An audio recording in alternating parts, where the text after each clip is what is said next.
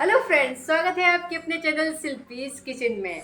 आज जो मैं रेसिपी बना रही हूँ वो ब्रेकफास्ट में, लंच में, डिनर में, किसी में भी आप खा सकते हैं। एकदम हेल्दी रेसिपी है, बहुत ही जीरो ऑयल में बनाऊंगी। वीडियो को लास्ट तक जरूर देखिए। अगर आप मेरे चैनल पर नए हैं तो चैनल को सब्सक्राइब, आने वाली वीडियो की नोटिफिकेशन आपको मिलते रहे तो बेल आइकन, और वीडियो अच्छा लगे तो लाइक शेयर करना ना भूलिए। वीडियो को आप स्किप कर करके देखते हैं, अरे तो फिर कैसे समझ आया कि मैंने बनाया क्या है। चलिए आज की रेसिपी देख लेते हैं। आज की रेसिपी बनाने के लिए यहाँ मैं ले रही हूँ 1.5 कप चने की दाल को या तो रात में भिगा दीजिए या फिर गर्म पानी में 1 से 2 घंटे के लिए भिगाने रख दीजिए, क्योंकि सर्दी का मौसम में थोड़ा सा टाइम लगता है। इसको हम भिगाने रखते हैं। जब तक दाल हमारी भीग रही है, मैंने एक बड़ी सी परात में यहाँ लिया है 1 किलो के समथिंग ये गेहूं का आटा। क्योंकि ये डिश मैं ज़्यादा बना रही हूँ तो थोड़ा सा बड़ी परात में मैंने आटा लिया है, क्योंकि मेरे बच्चे ये सुबह शाम दोपहर जब भी खिलाओ बहुत ही पसंद करते हैं। इसके लिए मैंने ले लिया 1 टेबल स्पून ये अजवाइन। क्योंकि हम चने की दाल से बना रहे हैं, चने की दाल थोड़ी सी भारी होती है तो ये खाने को पचाती है। साथ में डाल रही हूँ 1 टेबल स्पून के करीब नमक। नमक स्वाद अनुसार अपने हिसाब से डालिए। अब इस आटे का मैं एक डो बांध लेती हूँ। ये जैसे नॉर्मल रोटी और पराठे का डो बनता है ना, बस वैसा ही डो लगाना है। थोड़ा सा टाइट रखिए, बहुत ज़्यादा टाइट नहीं रखना है, हल्का सा टाइट रखना है। मैं थोड़ा ज़्यादा बना रही हूँ, आप अपने हिसाब से कम ज़्यादा आटे को कर सकते हैं। ये बहुत ही हेल्दी रेसिपी है।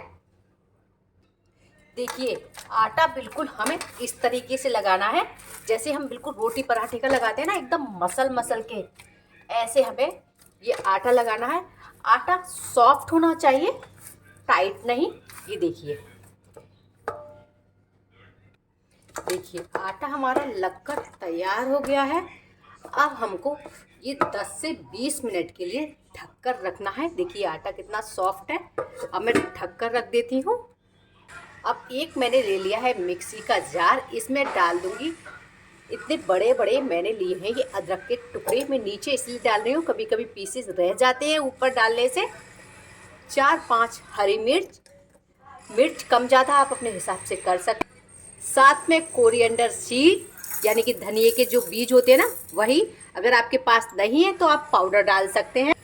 2 से 3 चम्मच ये टेबल स्पून मैंने लिए फेनल सीड यानी कि सौंफ, साबुत सौंफ लिया है। अगर इसका भी अगर आपके पास बीज नहीं है, साबुत नहीं है, तो आप इसकी जगह पाउडर ले सकते हैं। ये सारी चीज़ें आप फिर कढ़ाई के टाइम पे डालें जब भूनें।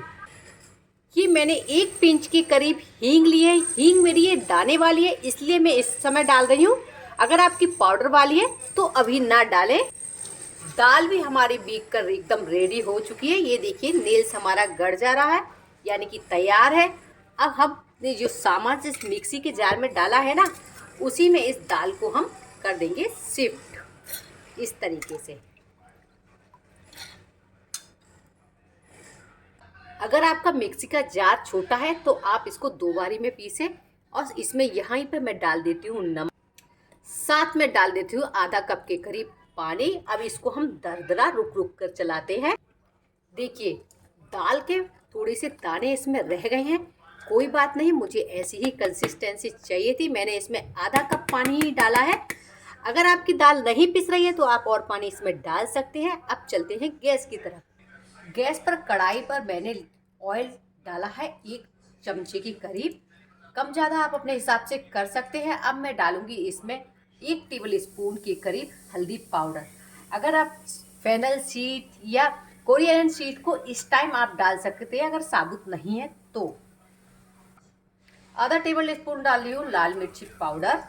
मिर्ची पाउडर कम ज़्यादा आप अपने हिसाब से कर सकते हैं, क्योंकि मैंने इसमें हरी मिर्च भी डाली।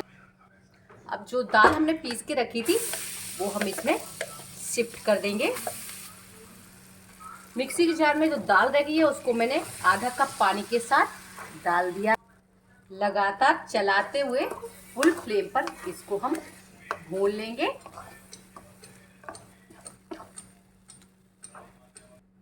देखिए भूनते हुए दाल हल्की सी चिपकती है, उससे आप डरिए मत ही। ये इसकी भूनने की यही तरीका है, इसीलिए इसमें थोड़ा सा ऑयल डाला जाता है, नहीं तो फिर ये दाल पूरी तरह से इस पर चिपक जाएगी।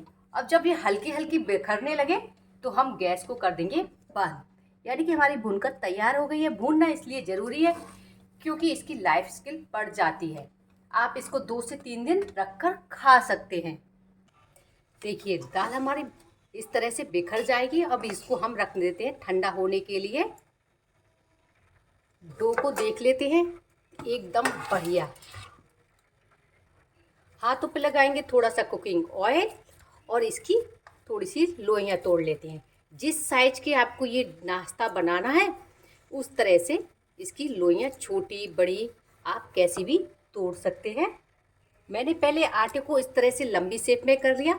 अब इस तरीके से इसकी लोइयाँ मैं तोड़ लेती हूँ। आप चाहे इन्हें तोड़ने के लिए नाइफ की सहायता ले सकते हैं।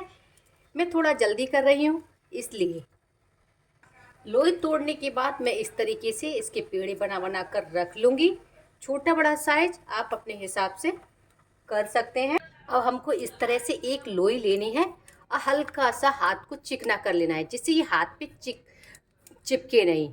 और इस तरह से हमें जैसे कचौड़ी बनाते हैं ना, बस हल्का सा बेल लीजिए, बहुत ज़्यादा पतला नहीं।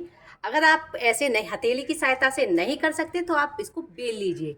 और जो हमने स्टफिंग तैयार की थी ना, उसको इस तरह से लीजिए और इसके बीचा बीच में हाथ से यानी कि अंगूठे से दबाते हुए जितनी ज़्यादा इसमें भर सकते हैं आप भर लीजिए। बस ध्यान रखें स्टफिंग इतनी ना हो कि आपकी ये कचौड़ी की तरफ फट जाए। और इस तरह से हमें कवर कर देना है। ये देखिए ये बहुत आसान है, बहुत आसानी से ये हो जाता है। ये देखिए बंद हो गया। अब इसको हल्के हाथ से प्रेस कर दीजिए। हमें बहुत ज़्यादा पतला नहीं करना, ना ही कचौड़ी की तरह हमें बेलना है, बस इसी तरह से रखना है। मैं आपको एक और बता देती हूँ।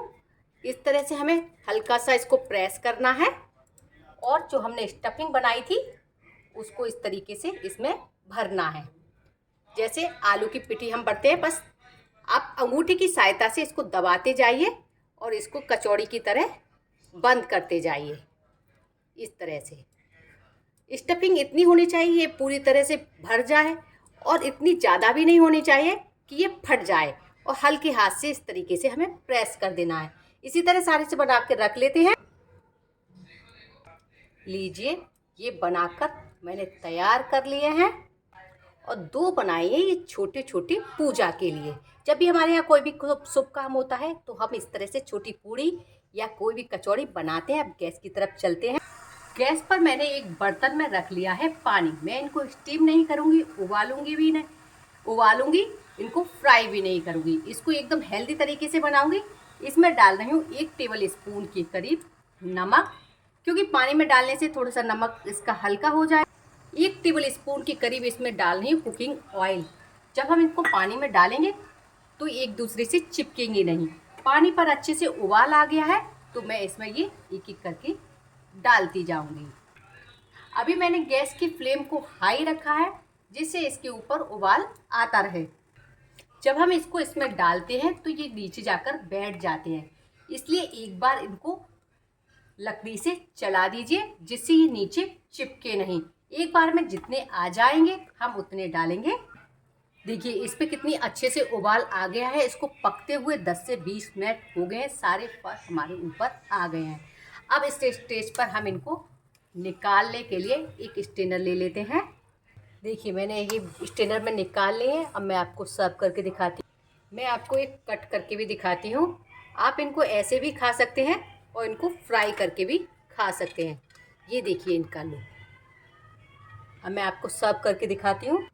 लीजिए बनकर तैयार है हमारा हेल्दी नाश्ता। इसको मैंने सर्व किया है ये मूली से, क्योंकि चने की दाल थोड़ी हैवी होती है तो इसके लिए मूली डाइजेस्ट करने में आसानी होती है। अगर आज की ये रेसिपी आपको अच्छी लगी हो तो लाइक शेयर करना ना भूलिए। मिलते हैं नई रेसिपी के साथ। Till then good bye.